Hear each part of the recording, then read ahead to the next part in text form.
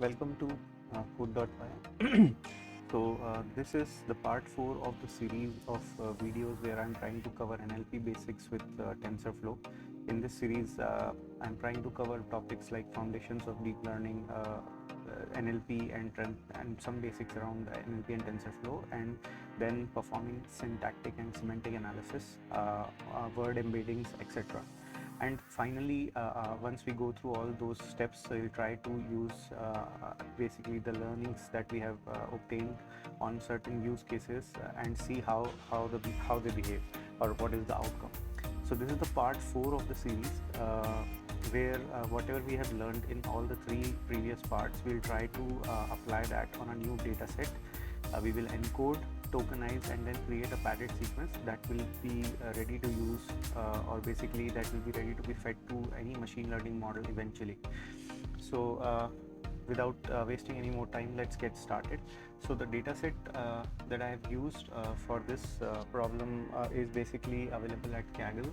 So this is the original dataset URL for the original dataset. However, what I have done is I have made some modifications to the dataset, and I've already added it to the data folder in this code repository. So you can and the link for the repository, of course, as always, will be in the description, so you can take a look at the dataset here. It is slightly modified to only cater to the columns that we need. That is the first column, which is our response vector, or the actual output indicating whether a particular article is supposedly sarcastic or not.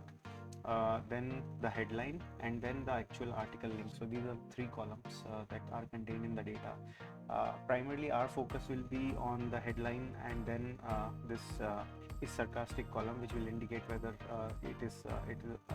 the article is sarcastic or not. So okay, so without getting into more details like this, let's now get into the actual coding. So first thing is we will import the packages that we need. So import does pd. Okay, and okay, let's first so let's also import the TensorFlow packages or the APIs that we'll need. So from TensorFlow.keras.preprocessing.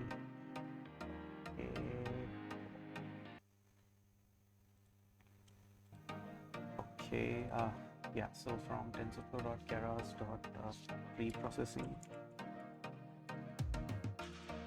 text,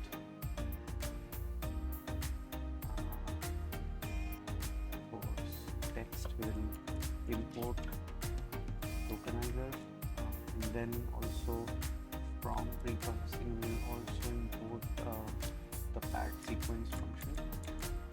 So preprocessing sequence, and from this we will import the pad sequences. Okay, so these are the packages that we need. Now let's read the data from this JSON file. So data is equal to p.read JSON, and location of the file is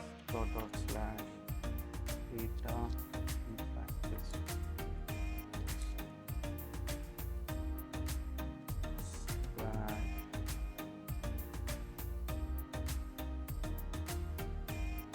headlines of JSON. We read this. Okay, object of value. Okay, so this should be not 2 but just 1 level down. So okay, now we have read the data. Let's look at the data. Just check the first 5 records. So yeah, we have got the data as needed. Now the first part is we will basically, in this data set, the only 2 columns that are of use for us, like I mentioned, is the sarcastic column, which is the response vector, and also the headline column, which is the single feature that we'll be focusing on as of now. So we will create the headlines, and or we'll basically separate out the headlines and the labels. So headlines equal to list of data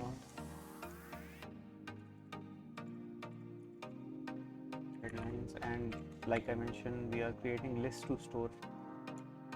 What we are doing is to create lists to store headlines and labels, and then the labels of course are our stochastic columns, so I will just use the same thing.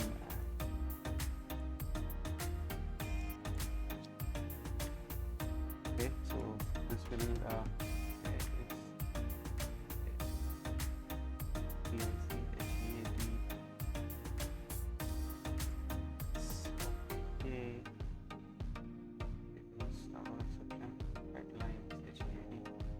okay, because it is not headlines, it's actually headlines. So yeah, now we have saved it. Now now the next step is we will tokenize the data. So tokenize the data, and for that we will so for that, first step is we will set up, or we'll use the tokenizer function to create the tokenizer object. So tokeni, so tokenizer, let's call it this object as also tokenizer, and call the tokenizer function. And in this function we will you also use the OOV token. If you remember from the previous set of videos, this is the out of so basically this token will take care of any of the keywords that we encounter as new, or any of the words that we encounter as new after the tokenization has happened, because there could be certain words which are not part of our initial data set that still need to be tokenized. So this is kind of a default value for any such words which we do not use to train. So next thing is we will call the fit on text function, fit on texts, and in this we will pass the headlines, of course, the only feature that we have. So this will basically tokenize the words, and if we print the word index, or if we first of all collect the word index in a variable word,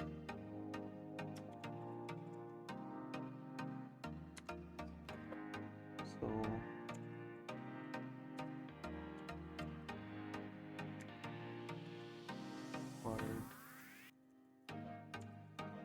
word index, and then we print the word index. Okay, so let me first do this, then I'll print the word index. So if we print, we will be able to get the list of all the different words, each of the word having been assigned particular token. And if you see, OOV has a value of basically OOV also has been assigned 1, so any word which will lie outside of this word index will be assigned the token of 1. Okay, then next thing is, once we have this word tokenizer, the next thing is we will create the padded sequences. So create padded sequences.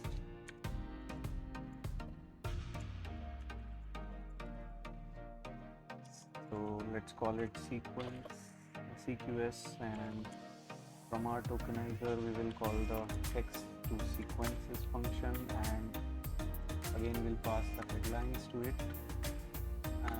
So now we have got the sequences. Now we will convert these sequences into padded sequences.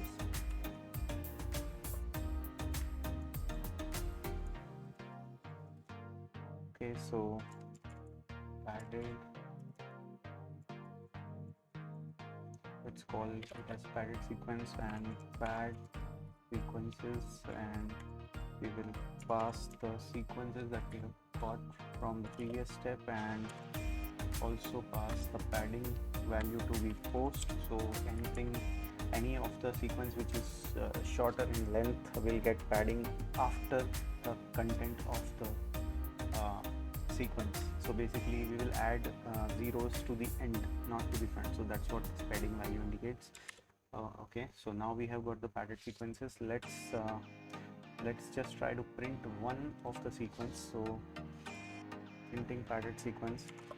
So printing sample padded sequence. So for that, let's call the print function padded sequence.